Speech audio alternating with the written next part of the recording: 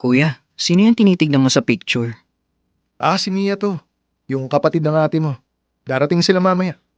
Dito na ba sila titira, kuya? Yung ate mo, oo. Dito na siya titira mula ngayon. Pero si Mia, pupunta lang dito para magbakasyon. Hmm? Baka isang buwan lang siya rito.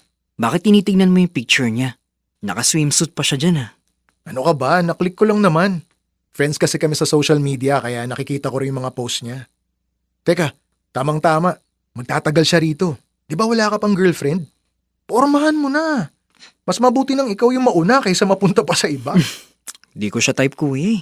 Hindi ako mahilig sa mga hubaderang babae. Sus, nasasabi mo lang yan ngayon kasi hindi mo pa siya nakikilala sa personal. Siguradong tululaway mo sa ganda at sexy nun. Lalo pa pag nakausap mo na. Maganda na, mabait pa, at magaling makisama. Kahit ano pang sabihin mo, kuya, hindi ko siya type. Sana nga hindi siya magtagal dito sa bahay natin. Ikaw naman kaya hindi ka nagkaka-girlfriend eh. Masyado kang suplado. Ang pihika mo sa babae. Subukan mo lang kasi. Wala namang mawawala. Huwag mo na ipilit. Kung gugustuhin ko namang magka-girlfriend, kayang-kaya kong humanap ng matinong babae. Ayoko pa talaga sa ngayon. Kakatanggap ko nga lang sa trabaho, tapos yan pa yung uunahin ko.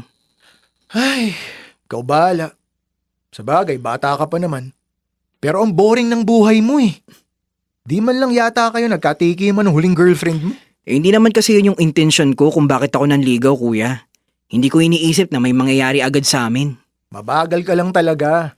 Pero huwag kang mag-alala. Pag interesado ka na, pwede mo ako maging coach. Tuturuan kita kung paano magpasaya ng babae. Ay nako kuya, wag mo kong igaya sa'yo. Kung minalas ka lang talaga, baka marami ka nang naanakan dahil dyan sa kalokohan mo. Pero ngayong may asawa ka na, sana naman magtino ka na kahit papaano. Ayan ka na naman eh. Pinangangaralan mo na naman ako. Oy, ako yung kuya dito hindi ikaw. Ikaw ngayon mas matanda pero baluktot ka pa rin mag-isip.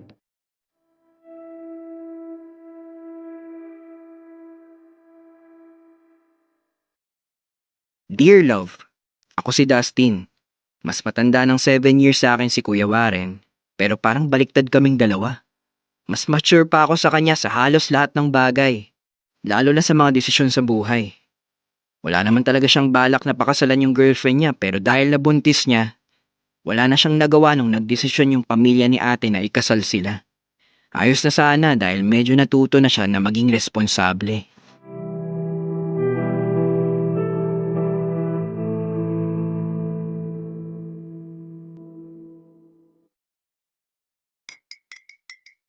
Hi! Good morning! Maaga ka rin pala nagigising kahit walang pasok sa work. Magkape ka na dyan, may pagkain na rin kung nagugutom ka. Sungit mo naman. Kung hindi mo kaya yung ganitong ugali ko, edi umuwi ka na sa inyo. Hindi naman tourist spot tong bahay namin para magbakasyon ka rito. Grabe ka naman. Si Kuya Warren ang nag-invite sa amin dito. Hindi naman ako pupunta rito kung hindi ako inaya. Ganyan talaga yung mga babaeng easy to get. Isang aya lang, sasama na. Tatanggapin agad yung invitation.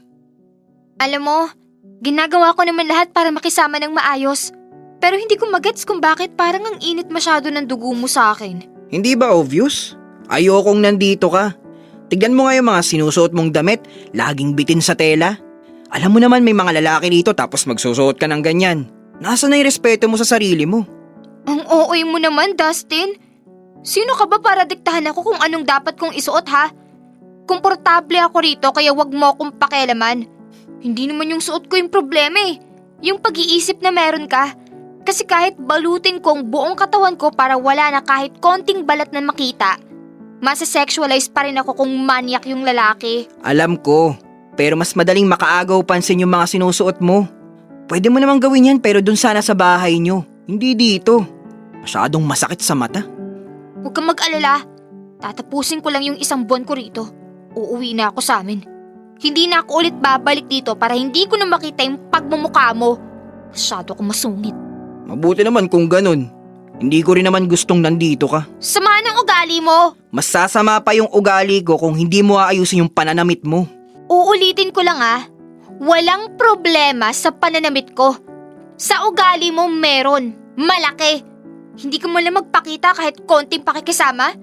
Never naman kitang binastos pero grabe yung treatment mo sa akin. Para lang sa kaalaman mo, Mia. Bahay namin to. Wala akong obligasyon na i-please ka. Uulitin ko rin sa'yo ha, kung ayaw mo sa ugali ko, umuwi ka na sa inyo.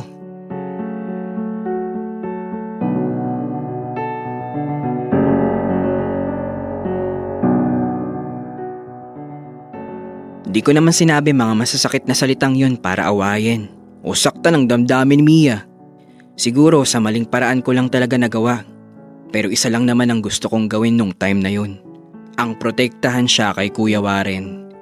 Mahilig kasing magsuot ng maikling shorts si Mia. Kahit mga pantaas niya, laging bitin sa tela. At hindi nakakaligtas sa akin yung kakaibang tingin sa kanya ng kapatid ko tuwing palakad-lakad siya sa bahay namin ng ganun ang suot niya. Hindi ko naman inaasahan na masyado palang didibdibin ni Mia yung mga sinabi ko sa kanya. Naglabas na siya ng saloobin sa kapatid niya. Hanggang sa makarating na rin yun kay Kuya Warren.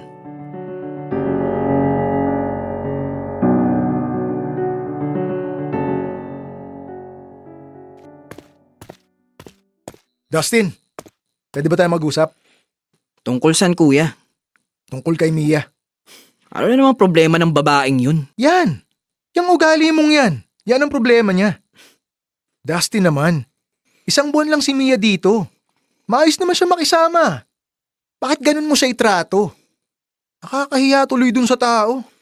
Imbis na 1 buwan siya rito, gusto nang umuwi sa linggo. Eh di mabuti kung uuwi na siya. Ano bang problema mo? Ikaw kuya, ikaw yung problema ko. Sa totoo lang okay lang naman sa akin kahit 1 taon pa magbakasyon dito si Mia eh. Pero dahil sa'yo, mas gusto kong umuwi na lang siya sa kanila. Di bali nang lumabas na masama yung ugali ko at maramdaman niyang hindi siya welcome dito. Ginawa mo pa talaga akong dahilan? Kung gusto mong sungitan yung ibang babae, gawin mo! Pero wag si Mia. Kapatid siya ng asawa ko at parte rin siya ng pamilya natin sa ayaw at sa gusto mo. Yun lang ba talaga yung dahilan kaya gusto mo siya dito? Natural! Wag na tayong maglokohan dito kuya. Kilala kita. At nakakahiya na hanggang ngayon, di ka pa rin nagbabago. Di pa rin nawawala yung pagiging manyakis mo. Hoy, tumahimik ka ha. Pag narinig ka nila, baka kung ano pa isipin ng mga yun sa akin. O bakit? Hindi ba totoo kuya? Hindi ako bulag. At mas lalong hindi ako tanga. Nung araw pa lang na nakita kitang nagbabrowse ng sexy pictures ni Mia, dudang-duda na ako sa'yo eh. Pero akala ko mapipigilan mo. Kaso hindi. Nakakasuka ka. May asawa ka na at magkakaanak na rin kayo. Pero nagawa mo pa rin pagnasaan yung ibang babae at si Mia pa talaga? Huwag kang gumagawa ng kwento. Hindi ako tanga para gumawa lang ng kwento. Lahat ng sinasabi ko kuya may basihan yun. Nakikita kita. Ibang-iba yung tingin mo kay Mia eh. Nahuli rin kita na sinisilip mo siya sa kwarto habang natutulog. Ano pang gagawin mo sa susunod ha? Baka naman pagsamantalahan mo na siya dahil sa kamanyakan mo. Sira ulo ka! Sige! Kahit bugbugin mo pa ako ngayon, di magbabago yung katotohanan ng manya ka pa rin kuya. Kung di ka titigil, ako na mismo magsasabi kay Mia na mga ginagawa mo. Tignan ko lang kung di ka kasuhan nun. Subukan mo! Hindi lang yan ang mapapala mo sa akin! Hindi ako natatakot sa'yo, kuya! Sasabihin ko kay Mia yung totoo para umalis na siya rito. Hindi ko hahayaan na may isang inosenteng babae yung masisexualize ng isang tulad mo!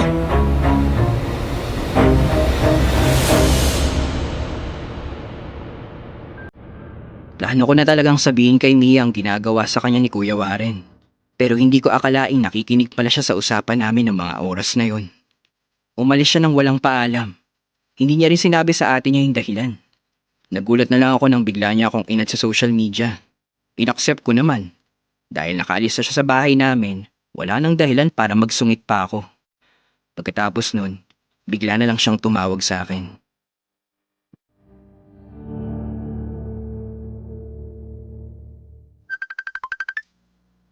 Hi.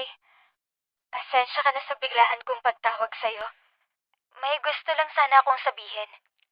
Ako rin, may sasabihin sa'yo. Kung di nga ikaw yung naunang tumawag, tinawagan na sana kita. Hindi ka na ba galit o naiinis sa akin? Hindi naman talaga ako galit sa'yo. At mas lalong hindi ako naiinis. Sa kuya ko, oo. Alam ko, narinig ko yung usapan niyo ng kuya mo. Doon ko lang nalaman na may pagkamanyakis pala siya. Kaya gusto ko magpasalamat sa'yo. Bakit ka naman nagpapasalamat? Hindi ka nga nag-enjoy sa bakasyon mo dahil sa pagsusungit ko sa'yo. Gets ko na kasi ngayon kung bakit mo ginawa yon. Alam ko, narinig ko yung usapan niyo ng kuya mo. Doon ko lang nalaman na may pagkamanyakis pala siya. Kaya gusto ko magpasalamat sa'yo. Bakit ka naman nagpapasalamat? Hindi ka nga nag-enjoy sa bakasyon mo dahil sa pagsusungit ko sa'yo. Kasi gusto mo lang na umalis na ako at umuwi na rito sa amin. Kung hindi to nangyari, hindi ko na alam kung ano pang magagawa ng kuya mo. Mabuti na rin talaga at nakaalis ka na. Sorry pero sana matauhan na rin yung ate ko. Sinabi ko na sa kanya yung totoong dahilan kaya ako umalis sa inyo. Anong sabi niya sa'yo? Kukumprontahin niya raw si Kuya Warren. Sigurado mag-aaway yung dalawang yun. Oo nga Pwede ba akong humingi ng pabor sa'yo? Ano yun? Pwede bang bantayan mo si ate? Baka kasi masaktan siya ng kuya mo kapag nag-away sila. Ako nang bahala sa ate mo. Hindi ko hayaang masaktan siya ni kuya. Tsaka pabalik na rin ngayon sina mama at papa galing Bicol. Kaya sigurado akong hindi uubra si kuya sa mga yun. Salamat, Dustin. Wala yun. Isipin mo na lang pambawi ko yun sa mga pagsusungit ko sa'yo. Sorry talaga. Okay lang. Naiintindihan ko. May isa pa sana akong hihilingin sa'yo. Sige, sabihin mo lang. Pwede ba tayong maging magkaibigan? Yun lang pala eh. Oo naman. Noon ko pa nga sana ginawa yan nung pagdating mo sa bahay. Thank you talaga. Mabait ka naman pala. Tsaka, cute ka. Nagawa mo pang mambola. Pag may free time ka, kape tayo minsan. Sure. Lagi naman akong may free time. Kailan mo ba gusto? Ikaw, kung kailan ka pwede. Bukas. Okay lang ba? Okay na okay. Yun naman pala So, kita tayo bukas. O sige, para sana mas makilala pa natin yung isa't isa. Gustong gusto ko na mas makilala ka pa. Feeling ko kasi, mas marami pa akong dapat malaman tungkol sa'yo. At feeling ko rin, magugustuhan ko lahat ng malalaman ko. Nakaka-excite naman. So, paano? Susundin kita bukas dyan sa inyo? Okay. Ibibigay ko yung address namin. And see you!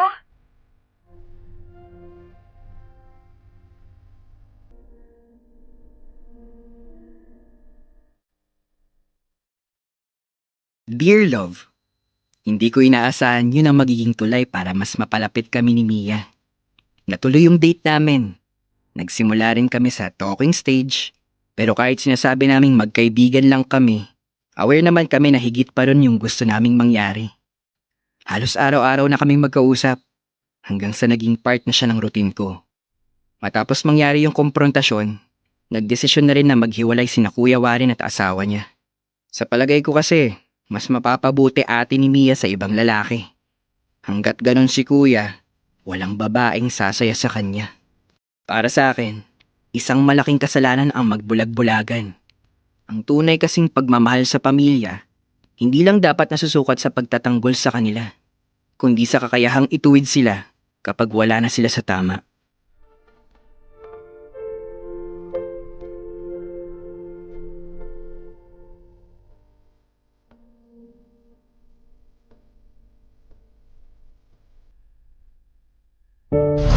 Metro's #1 Love Radio Basic!